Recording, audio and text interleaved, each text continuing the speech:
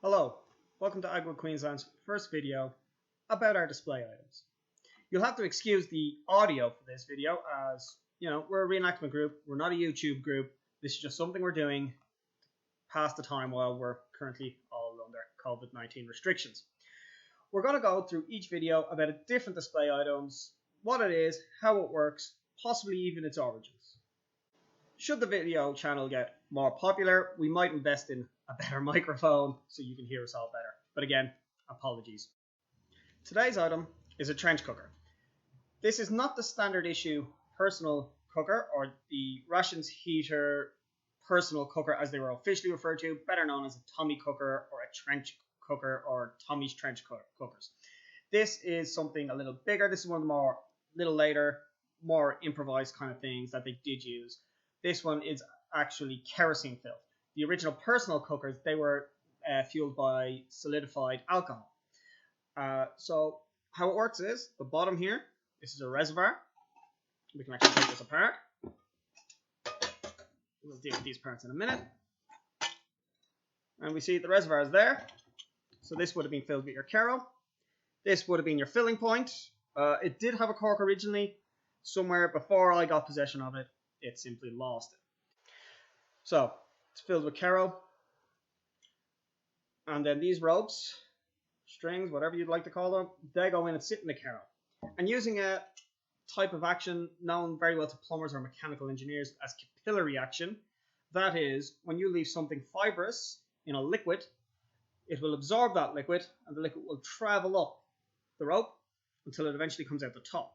We adjust our flame height thusly. Obviously, the higher up your rope, the more flame you get. This then, in the center, is just an aerator. Just allows some air to come in, circulate around the flame. So we'll put this back inside here. Usually, you would never take this part out, except to replace your wicks. Or perhaps you could twist to adjust to make sure our winder is in one of the cut slots. So on top of that, again, another aerator to keep all our flame and heat wherever we want it to be. And above this, a cowling, again, to provide good airflow, because without good airflow, this simply won't work. As you can see, this is something we have used. Good bit of carbon on my hands, not really something you clean because you don't use this part, do you? On top of which, we sit this boxing, which I have to take it out of frame to put together. It does take a little push. Now, as you can see, we have a little winder in there, so we can adjust our flame up and down. And then we just sit our pot, frying pan, mess tin, whatever it is, on top. It's still not a quick way to cook. It's still not as quick as using a modern gas cooker, for example. But it is a lot quicker than the personal cookers cook. It's not very large. As you can see, it's only maybe 200 ml cubed, maybe a little bigger. And they weren't very common. They were more of a personal purchase. There were certain numbers of them made by the army and issued by the army, but it's very, very, very small. That pretty much concludes all we can say about this.